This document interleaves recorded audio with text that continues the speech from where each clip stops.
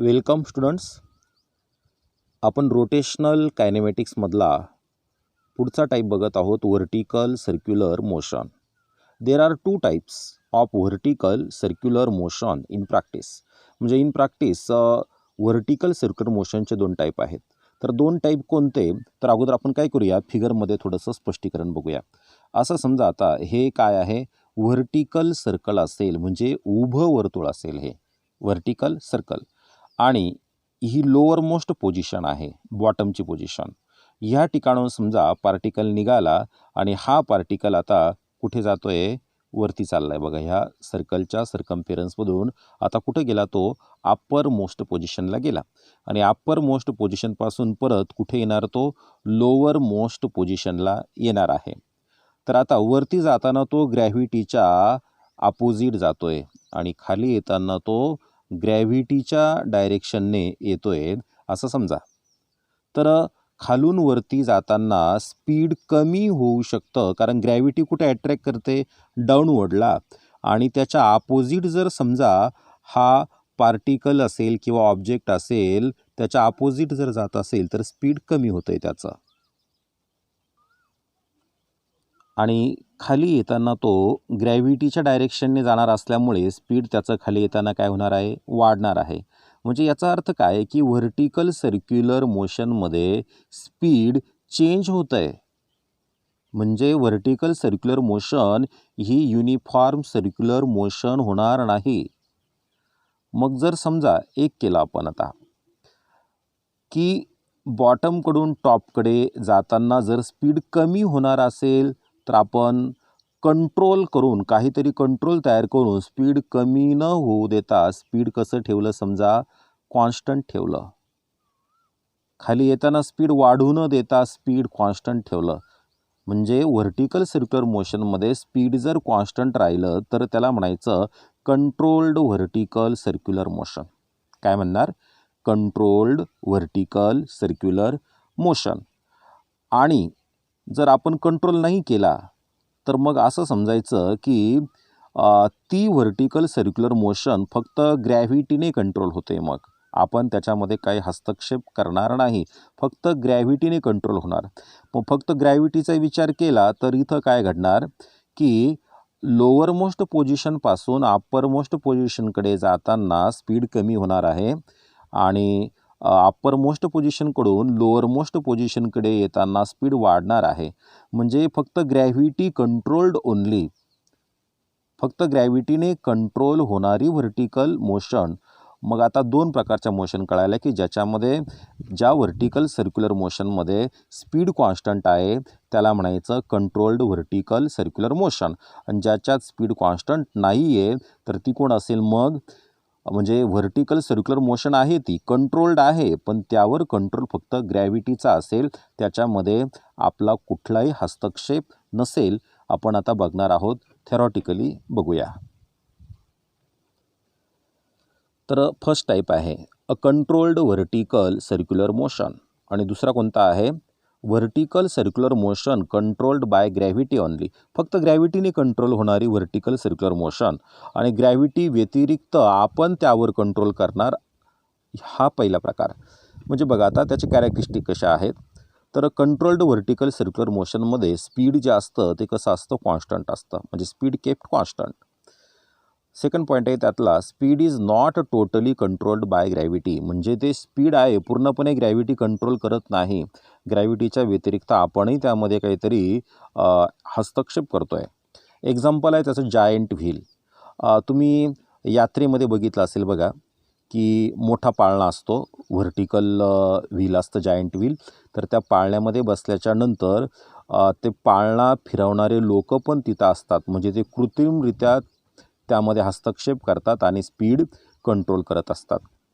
Vertical circular motion controlled by gravity only, फक्त ग्रॅव्हिटीने control केलं जाणारं.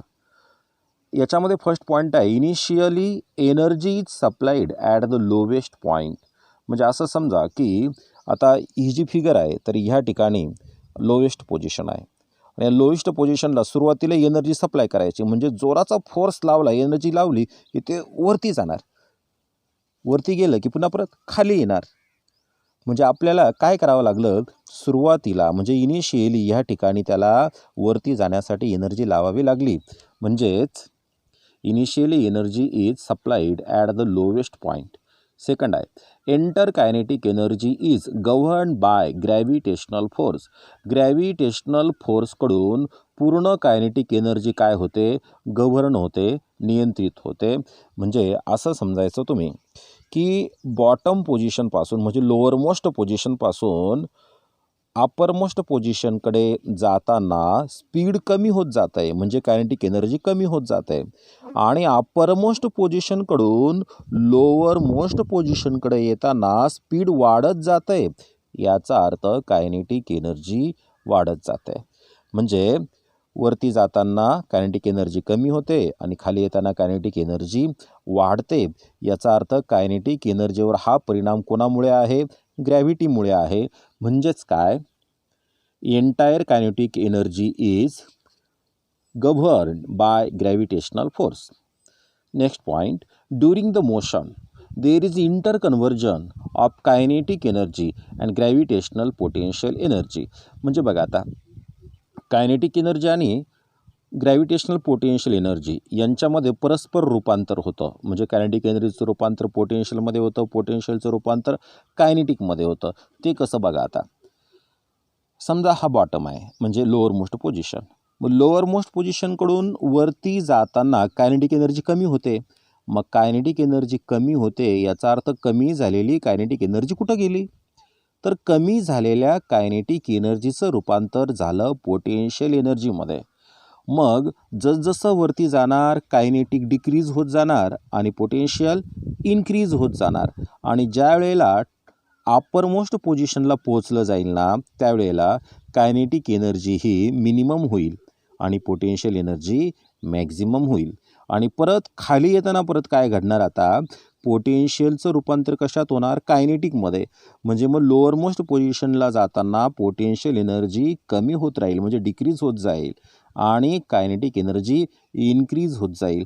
याचा अर्थ पोटेन्शियल एनर्जी आणि कायनेटिक एनर्जी यांच्यात काय होतं आहे, इंटर कन्व्हर्जन होत आहे. मग आता याच्यामध्ये मी तुम्हाला एक क्वेश्चन विचारला की लोअर मोस्ट पोझिशनला कोणती एनर्जी मॅक्झिमम, तर कायनेटिक एनर्जी मॅक्झिमम. आणि लोअर मोस्टला मग मिनिमम कोण, पोटेन्शियल. मिनिमम म्हणजे किती असेल ती जवळपास 0. आणि आता ही अपर मोस्ट पोझिशन आहे, तर अपर मोस्ट पोझिशनला मिनिमम कोण असणार, कायनेटिक, आणि मॅक्झिमम कोण असणार, पोटेन्शियल असणार. ओके. आता पुढे बघूया आपण, point mass undergoing vertical circular motion under gravity. आपण एक पॉईंट मास कन्सिडर करणार आहोत. बघा इथं हा पॉईंट घेतलेला आपण, इथं पण पॉईंट आहे, हा इथे पॉईंट आहे, इथे पॉईंट आहे. म्हणजे आपण पॉईंट मास घेतला आहे आणि त्या पॉईंट मासची व्हर्टिकल सर्क्युलर मोशन कोणाच्या अंडर घेतो आहे आपण, ग्रॅव्हिटीच्या अंडर. ग्रॅव्हिटीच्या अंडर याचा अर्थ हा विचार आपण करायचा आहे की कायनेटिक एनर्जी आणि पोटेन्शियल एनर्जी यांचं काय होणार आहे, इंटर कन्व्हर्जन होणार आहे. यामध्ये आपण 2 केसेस घेणार आहोत, 2 cases. First case is mass tied to a string. म्हणजे जे मास आपण घेणार ना, तर ते मास दोरीला बांधायचं आहे, म्हणजे मास टाईड टू अ स्ट्रिंग. आणि सेकंड केस आपण पुढे गेल्यावर बघणार आहोत. तर ती सेकंड केस काय आहे की मास टाईड टू अ स्ट्रिंगच्या ऐवजी रॉड असेल. मग आता स्ट्रिंगमध्ये रॉडमध्ये काय फरक असेल, आपण इथं एक रफ फिगरमध्ये समजावतो तुम्हाला. असं समजा काय आहे, हा सेंटर असेल आणि ही स्ट्रिंग आहे दोरी, आणि याच्या लोअर मोस्ट पोझिशनला इथं काय आहे, मास आहे. मग आता दोरी जेव्हा आपण फिरवू ना, त्यावेळेला बघा काय तयार होईल, एक सर्कल तयार होईल आणि ह्या सर्कलमध्ये काय फिरणार आहे, ते मास फिरणार आहे. आता मला असं म्हणायचं आहे, समजा ही जी स्ट्रिंग आहे तर ह्या मासचा जो लोड आहे म्हणजे मासचं जे वेट आहे ना, ते वेट डाऊनवर्ड डायरेक्शनला असेल. त्याच्यामुळे इथं ही जी स्ट्रिंग आहे ना, या स्ट्रिंगमध्ये काय तयार होणार, टेन्शन तयार होणार, बरोबर ना. मग आता असं समजा हे मास इथून वरती चालला, आता इथपर्यंत गेलं, बरोबर, स्ट्रिंग अशी होणार. त्याच्यानंतर परत मास पुढे समजा इथपर्यंत टॉप मोस्ट पोझिशनला गेलं, तर स्ट्रिंग कशी होणार, आता अशी होणार. आता एक विचार करायचा, या स्ट्रिंगला आता जसं लोअरमोस्ट पोझिशनला असताना स्ट्रिंगने मासला उचलून धरलं होतं, तसा इथे काही उचलून धरायची गरज आहे का? आता स्ट्रिंग तर मासच्या कुठं आहे, डाऊनवर्डला आहे की नाही. म्हणजे टॉपमोस्ट पोझिशनला जर गेलं तर या स्ट्रिंगमध्ये जे टेन्शन आहे ते मिनिमम टेन्शन असेल आणि बॉटम पोझिशनला टेन्शन कसं असणार, मिनिमम असणार आहे. पण असं समजा आपण इथून आता ह्या बॉटमच्या पोझिशनला एनर्जी सप्लाय केली ह्या मासला, मग त्या सप्लाय केलेल्या एनर्जीने हे मास वरती चाललं, इथपर्यंत समजा इथपर्यंत आलं, आता इथपर्यंत आलं आणि एनर्जी संपली तर काय होईल माहिती आहे का, हे जे मास आहे ना हे परत रिटर्न खाली येणार आहे. म्हणजे याचा अर्थ त्या मासला पुढे जाण्यासाठी एनर्जी कमी पडली. मग आता इथून आपण एनर्जी सप्लाय केल्यावरती त्या मासला टॉपमोस्ट पोझिशनला पोचायचं आहे. मग टॉपमोस्ट पोझिशनला पोचायला म्हणजे अप्परमोस्ट पोझिशनला पोचायला या ठिकाणाहून किती एनर्जी द्यावी लागेल, म्हणजे ती मिनिमम एनर्जी आहे. कशाकरता लागणारी minimum energy? Minimum energy required to reach from bottom to the top और from lower most position to upper most position. मग त्या मिनिमम एनर्जीने जेव्हा तो इथं पोहोचेल ना, तर त्यावेळेला ह्या स्ट्रिंगमध्ये असणारं टेन्शन झिरो असणार आहे. टेन्शन झिरो असणार आहे. आणि जर एनर्जी जर कमी पडली समजा उदाहरणार्थ, तर हे जे मास आहे ना ते ह्या ठिकाणी थांबणार नाही. ते मास इथून असं खाली येऊ शकतं. समजा इथं आलं तर ही जी स्ट्रिंग आहे तर ही स्ट्रिंग अशी काय होईल पहा बरं, टेन्शनमध्ये राहील का स्ट्रिंग? नाही, स्ट्रिंग काय होईल, स्लॅकन होईल. हे स्ट्रिंगच्या बाबतीत झालं. पण मला विचारायचं काय आता तुम्हाला, स्ट्रिंगच्या ऐवजी आपण रॉड वापरला समजा, तर हे जे मास आहे हे मास समजा टॉपमोस्ट पोझिशनला पोचलं, इथं स्ट्रिंग न वापरता आपण रॉड वापरलेला आहे. आता स्ट्रिंग जशी इथं स्लॅकन झाली तसा रॉड स्लॅकन होणार आहे का? नाही, रॉड कसा राहणार आहे, स्ट्रेटच राहणार आहे. म्हणजे याचा अर्थ काय की रॉड करता मिनिमम एनर्जी कितीही असली तरी ते स्लॅकन होत नाही. मात्र स्ट्रिंगसाठी एनर्जी जर कमी पडली तर स्ट्रिंग काय होते, स्लॅकन होते. म्हणजे हा नेमका स्ट्रिंगमधला आणि कोणामधला, रॉडमधला डिफरन्स असणार आहे. बघा आता आपण एकदा फिगर समजावून घेऊया. ह्यामध्ये आपण 4 पोझिशन कन्सिडर केल्या. बघा, टॉपची पोझिशन कोणती आहे, ए आहे, म्हणजे अप्पर मोस्ट पोझिशन ए आहे. लोअर मोस्ट पोझिशन कोण आहे, बी आहे. नंतर ही मिडल पोझिशन आहे, मिडवे पोझिशन आहे, होरिझॉन्टल ही. तर मिडवेला लेफ्टला बघितलं तर पॉईंट सी घेतला आहे आपण, राईटला बघितलं तर पॉईंट डी घेतलेला आहे.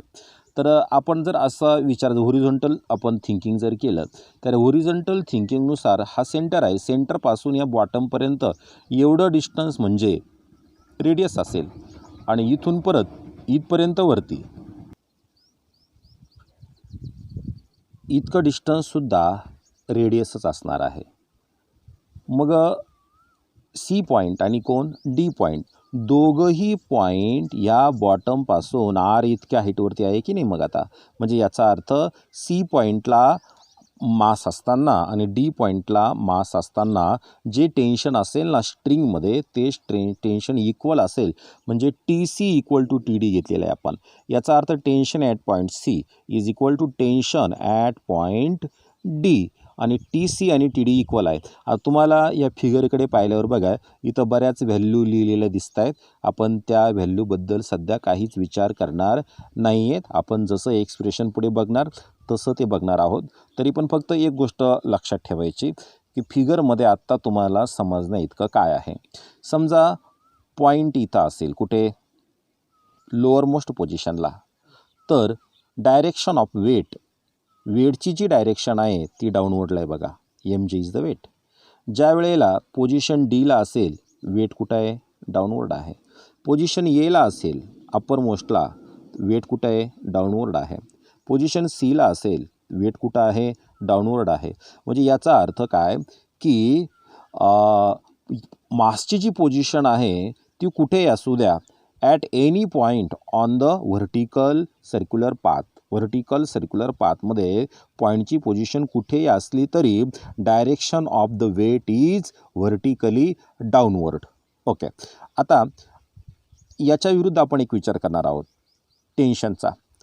तर ज्या वेळेला ऑब्जेक्ट किंवा बॉडी कुठे असेल लोअर मोस्ट पोझिशनला, त्यावेळेला वेटची डायरेक्शन डाऊनवर्ड आहे आणि टेन्शनची डायरेक्शन त्याच्या अपोजिट कशी आहे, व्हर्टिकली अपवर्ड आहे. आणि इथं जरी विचार केला अप्पर मोस्ट पोझिशनला वेट तर कुठे असणार आहे, डाऊनवर्ड असणार आहे, दिसतं एम जी तुम्हाला. पण ए पॉईंटला असणारं टेन्शन म्हणजेच काय, टी ए. तर ए पॉईंटला असणारं टेन्शन त्याची डायरेक्शन डाऊनवर्डच आहे. म्हणजे टॉपला विचार केला तर टेन्शन आणि weight both are directed towards downward. आणि इथं विचार केला तर टेन्शन आणि वेट एकमेकांच्या अपोजिट आहेत. आता आपण एका सेंटेन्समध्ये सांगितलं की पॉईंट कोणताही असो, direction of weight is vertically downward, म्हणजे एम जीची डायरेक्शन व्हर्टिकली डाऊनवर्ड आहे.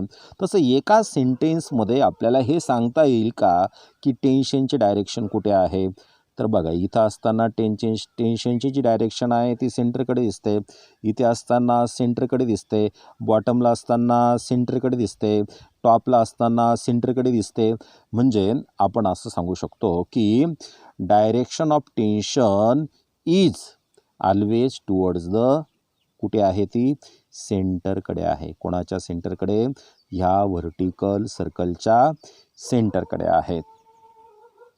आता याच्याकडे आपण बघितलं, हा वर्ड बघितला तर उभा लिहिलेला आहे तो ॲक्सिलरेट नाव आहे इथं दिलेलं मी, आणि इथं आहे रिटार्ड्स. ॲक्सिलरेट याचा अर्थ काय, हा ऑब्जेक्ट की नाही असा फिरतो इथला, म्हणजे हे मास असं फिरतं आहे. मग हे मास टॉप मोस्ट पोझिशनपासून लोअर मोस्ट पोझिशनला येताना याचं स्पीड वाढत असणार ना, स्पीड वाढत असणार खाली येताना, म्हणजे ॲक्सिलरेट. आणि बॉटमकडून म्हणजे लोअर मोस्ट पोझिशनकडून अपर मोस्ट पोझिशनकडे जाताना स्पीड कमी होत असणार, म्हणजे काय, रिटार्ड्स. म्हणजे स्पीड वाढतं आहे ॲक्सिलरेट आणि कमी होतं आहे तर काय, रिटार्ड. आणि आता फिगरमध्ये बाकीचं जे काही अजून आपल्याला दिसत आहे ना, तर ते आपल्याला एक्सप्रेशन समजून घेतल्याच्या नंतर बघायचं आहे. ओके, फिगर आपण बघितली तर फिगरमध्ये जे होतं त्यापैकी आपण स्पष्टीकरण बघूया. In figure a bob is tied to, bob कशाला बांधलाय बघा, टाईड टू मासलेस, म्हणजे ज्याला वस्तुमान नाही असं. वस्तुमान नाही असं होणार नाही, पण ते वस्तुमान कमी असेल, मास कमी असेल म्हणजे मासलेस म्हणायचं. इनएक्सटेन्सिबल म्हणजे ताणू शकणार नाही. अँड फ्लेक्झिबल, फ्लेक्झिबल म्हणजे काय, कसंही वाक दिला तरी वाकेल, म्हणजे massless, inextensible and flexible. String, तर स्ट्रिंग कशी असावी, massless, inextensible and flexible. It is whirled in vertical circular motion, आणि त्या स्ट्रिंगला आपल्याला व्हर्टिकल सर्क्युलर मोशनमध्ये फिरवायचं आहे, उभ्या वर्तुळामध्ये फिरवायचं आहे.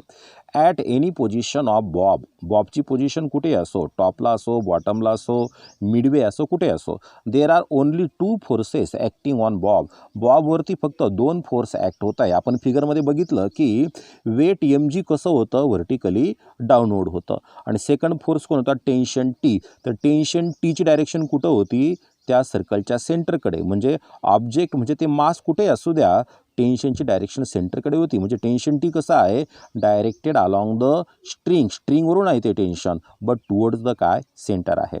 आता magnitude of T changes with time and location. तर टेन्शनचं जे मॅग्निट्यूड आहे ना ते टाईमनुसार आणि लोकेशननुसार बदलतं. मग लोकेशननुसार कसं बदलतं, तर आपल्याला माहिती आहे की बॉटमला असताना, फिगरमध्ये बघूया आपण, आपण पाहिलं की लोअर मोस्ट पोझिशनला असताना टेन्शन मॅक्झिमम असतं आणि अपर मोस्ट पोझिशनला असताना टेन्शन मिनिमम असतं. याचा अर्थ इथं टेन्शन मॅक्झिमम आहे, इथं मिनिमम आहे. याचा अर्थ बॉटमकडून टॉपकडे जाताना टेन्शन डिक्रीज होत जाणार आणि टॉपकडून बॉटमकडे येताना टेन्शन इन्क्रीज होत जाणार. म्हणजे आपण ह्या व्हर्टिकल सर्क्युलर पाथवर कुठेही पॉईंट घेतला, कोणत्याही ठिकाणी पॉईंट घेतला तर प्रत्येक पॉईंटला टेन्शन कसं असणार, डिफरंट असणार आहे. Resultant force at the top and bottom, top आणि बॉटमला असणारा रिझल्टंट फोर्स. आता रिझल्टंट फोर्स तुम्ही म्हणाल काय, तर रिझल्टंट कशाला म्हणायचं हे तुम्हाला मी इथं समजावतो. समजा बघा इकडे, हा सर्क्युलर पाथ काढला की नाही, सर्कलचं काय झालं, सेंटर झालं. या ठिकाणी जर काय असेल, ऑब्जेक्ट असेल, तर डाऊनवर्ड डायरेक्शनला कोण असतं, वेट. वेट म्हणजे कोण असतं, एम जी असतं आणि सेंटरच्या डायरेक्शनला कोण असेल बरं, टेन्शन असेल. टेन्शन म्हणजे कोण, टी असेल. हां, आता हे टेन्शन टी आणि हे वेट कोण, एम जी. आपल्याला माहिती आहे सर्क्युलर मोशनसाठी कोणता फोर्स लागतो, सेंट्रीपिटल फोर्स लागतो आणि सेंट्रीपिटल फोर्सची डायरेक्शन कुठे असते, टुवर्ड्स द सेंटर असते. मग सेंट्रीपिटल फोर्स सेंटरकडे आहे आणि वेट कुठे आहे, डाऊनवर्ड. मग आता वेट जर त्याला खाली ओढतंय आणि टेन्शन वरती ओढतंय, टेन्शन आणि वेट दोघं जर सारखे असले, इक्वल असले, तर हा पॉईंट इथंच राहणार, हे मास इथंच राहणार, हे सर्क्युलर मोशन करणार नाही. आणि जर टेन्शन जास्त असेल कोणापेक्षा, एम जीपेक्षा, तर मला असं म्हणायचं की सेंटरकडे डायरेक्ट होणारा जो फोर्स आहे तो टेन्शन आहे. मग टेन्शन कोण असेल, समजा टी असेल आणि डाऊनवर्डला कोण आहे, एम जी. मग आता कोण मोठं आणि कोण लहान मानतोय माहिती आहे का मी, सेंटरकडे असणारा फोर्स टी मी ग्रेटर मानला एम जीपेक्षा. मग जो ग्रेटर आहे त्यातून मी हा स्मॉल आहे तो मायनस केला आणि त्यांची जी सबट्रॅक्शन येईल ना, ती सबट्रॅक्शन म्हणजे सर्क्युलर मोशन करण्यासाठी लागणारा फोर्स. आणि सेंट्रीपिटल फोर्स लागतो कशासाठी, सर्क्युलर मोशनसाठी, आपल्याला माहीत आहे ना. म्हणजे या दोघांमधला जो फरक आहे ना तो सेंट्रीपिटल फोर्स असेल आणि दोघांमधला फरक म्हणजे ह्या दोन फोर्सचा परिणाम म्हणजेच रिझल्ट, हा इथं येईल तो रिझल्ट, आणि रिझल्टंट फोर्स म्हणजे सेंट्रीपिटल फोर्स. आता इथून पुढे केव्हाही रिझल्टंट नाव आलं तर समजायचं तो सेंट्रीपिटल फोर्स असेल. मग बघूया आता, resultant force at the top and bottom. Top आणि बॉटमला असणारा रिझल्टंट फोर्स कसा असतो, तो डायरेक्टेड टुवर्ड्स द सेंटर, सेंटरकडे त्याची डायरेक्शन असते. आता समजा आपण हा टॉप आहे, टॉप सोडून दिला आणि काय कोण सोडून दिलं, बॉटम सोडून दिलं. मग टॉप आणि बॉटम व्यतिरिक्त इकडे पॉईंट येतील काही, टॉप बॉटम व्यतिरिक्त तिकडे पण काही पॉईंट येतील. मग resultant force except at top and bottom, top आणि बॉटम सोडून रिझल्टंट फोर्स कसा असेल, a part of resultant is tangential. तर जो रिझल्टंट फोर्स असतो त्याचा काही पार्ट टँजेन्शियल असतो. मग टँजेन्शियल कसा, समजा उदाहरणार्थ मी ह्या ठिकाणी पॉईंट पकडला आणि आता हे टेन्शन कुठं आहे, कुठं डायरेक्टेड येते, सेंटरकडे.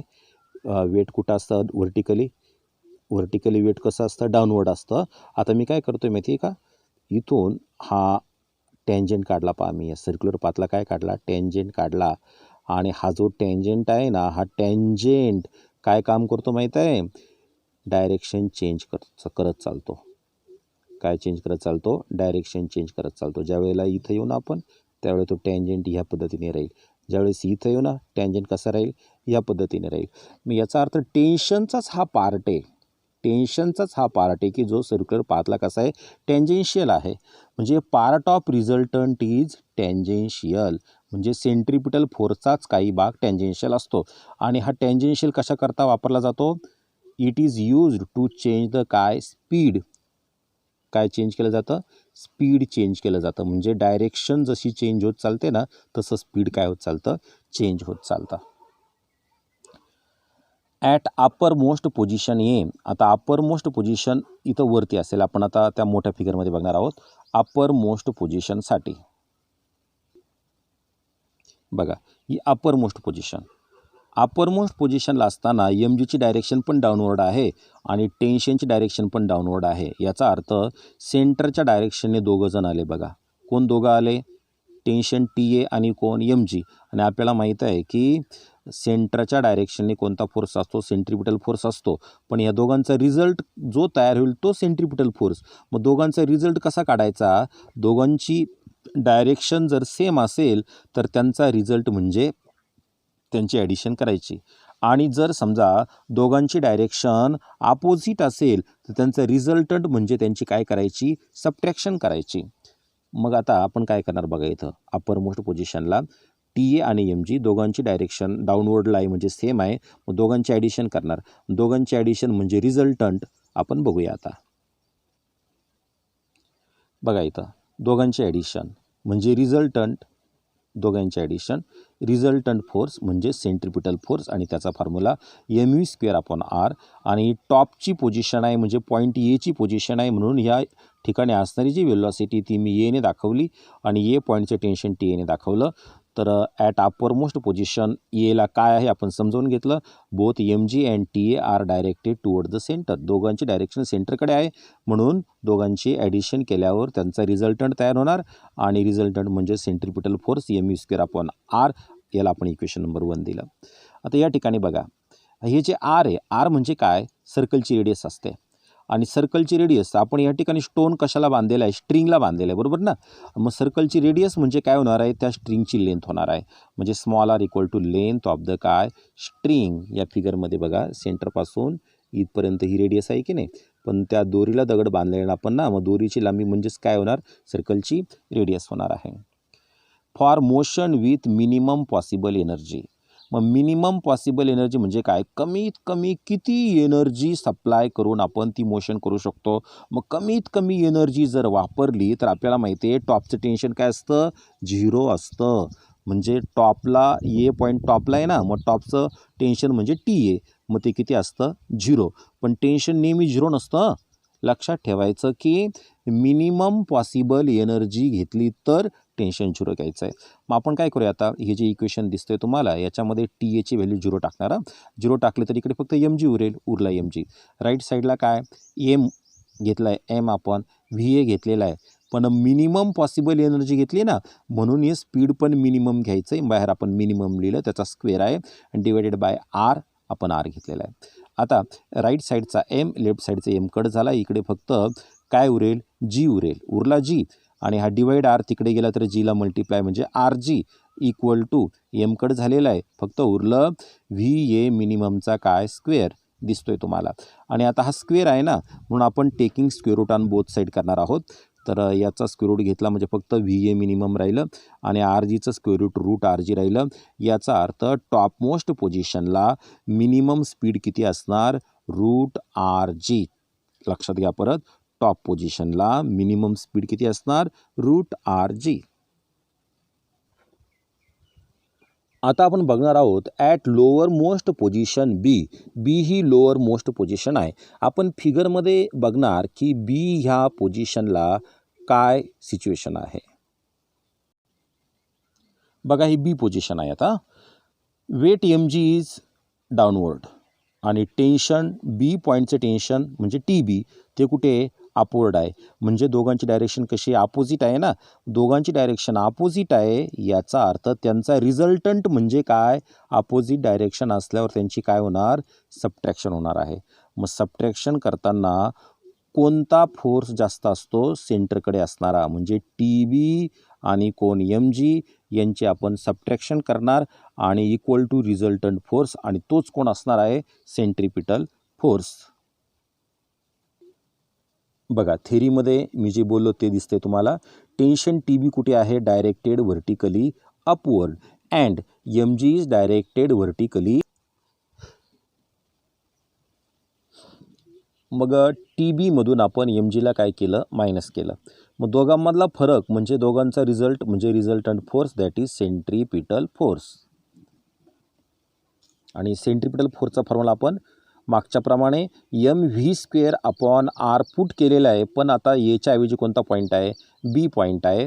याला आपण नेक्स्ट इक्वेशन नंबर दिला, इक्वेशन नंबर 3 दिला आहे.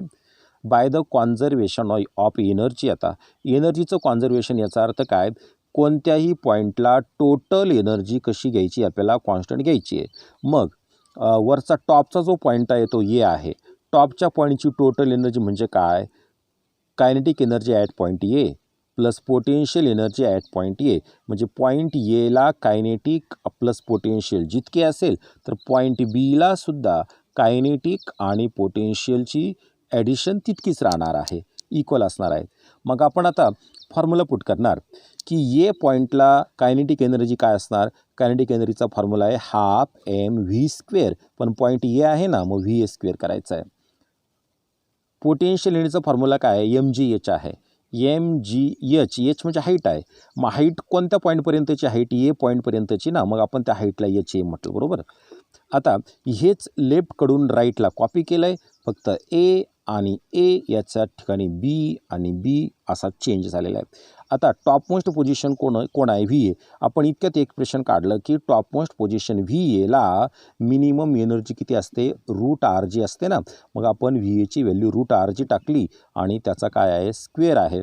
आणि ए हाईटला, ए या पॉईंटला हाईट किती असेल ते बघणार आहोत आपण.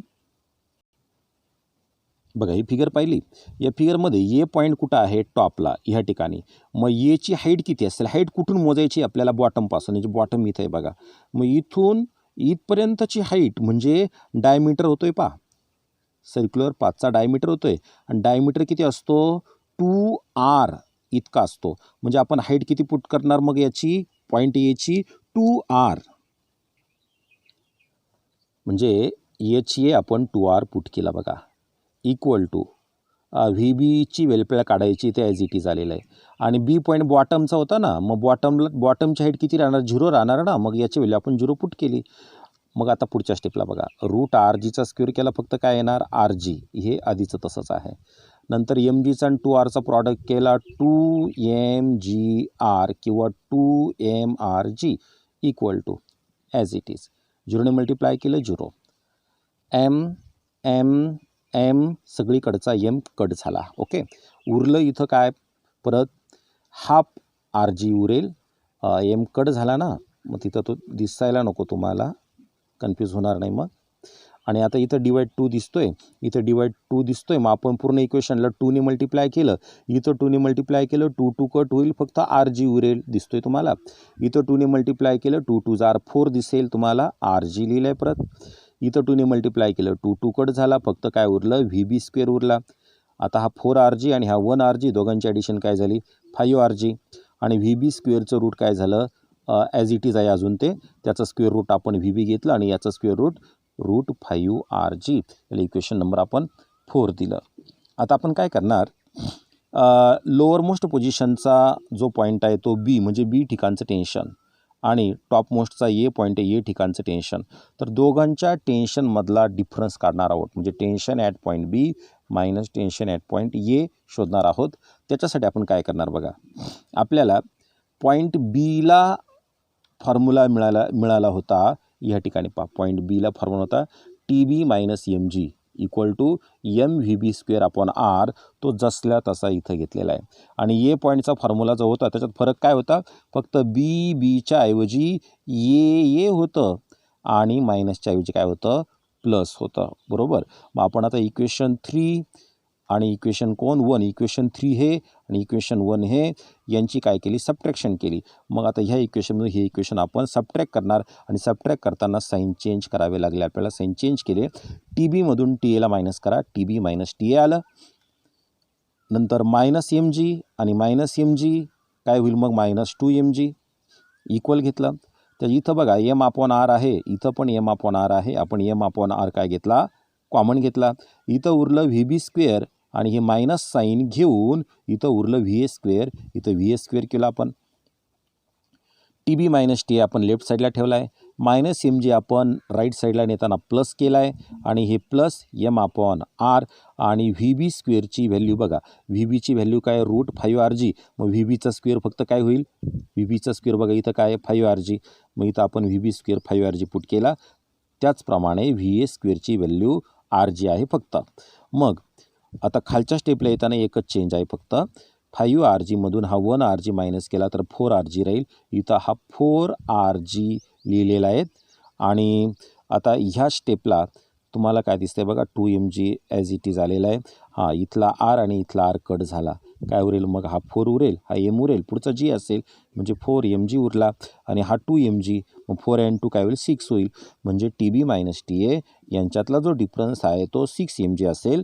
याला इक्वेशन नंबर 5 दिलं. आता मी तुम्हाला एक क्वेश्चन विचारणार की what is the difference between the tension at upper most position and काय, lower most position. Lower most आणि अपर मोस्ट पोझिशनला असताना टेन्शनमध्ये किती डिफरन्स असेल, तर तो किती असणार आहे, 6mg असणार आहे. आता इथं तुम्हाला मी अजून एक कॅल्क्युलेशन सांगतो. टॉप आहे आणि हा काय बॉटम आहे, यांच्यातल्या टेन्शनचा फरक 6mg आहे. आणि जर आपण अर्ध्यावर आलो ना, इथं मिडवेला, तर इथून आणि इथून 6mg ना, तर इथं घेतलं तर तो डिफरन्स 6चा हाफ घ्यायचा आहे म्हणजे किती mg राहील तो 3 mg राहील. म्हणजे ह्या ठिकाणी जर C पॉईंट घेतला आणि D पॉईंट घेतला तर ह्या दोघांच्या टेन्शनमधला फरक किती असेल 3 mg आणि परत यांच्यातला डिफरन्स घेतला तरी तो पण 3 mg येईल, लक्षात ठेवायचं ते.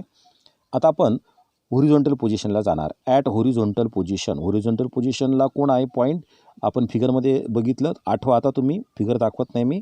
पॉईंट C किंवा पॉईंट कोण आहे D आहे होरिझॉन्टल पोझिशनला. मग TC और TD are perpendicular to mg. बघूया फिगरमध्ये आपण की टेन्शन हे Cला टेन्शन आणि Dला जे टेन्शन आहे ते mgला परपेंडिक्युलर आहे का. बघा इकडे, इथं टेन्शन सेंटरकडे आहे आणि वेट mg कुठे आहे, डाऊनवर्ड आहे, परपेंडिक्युलर दिसत आहे. इकडे टेन्शन कुठे आहे, सेंटरकडे आहे आणि mg कुठे डाऊनवर्ड आहे, म्हणजे परपेंडिक्युलर दिसत आहे. याचा अर्थ आपल्या लक्षात आलं की TC घ्या किंवा TD घ्या, तो mgला कसा आहे, परपेंडिक्युलर आहे. TC और TD are used to change velocity. TC आणि TD म्हणजे C ठिकाणचं टेन्शन आणि D ठिकाणचं जे टेन्शन आहे ते कशाकरता यूज होतं आहे, व्हेलॉसिटी चेंज करण्याकरता. अँड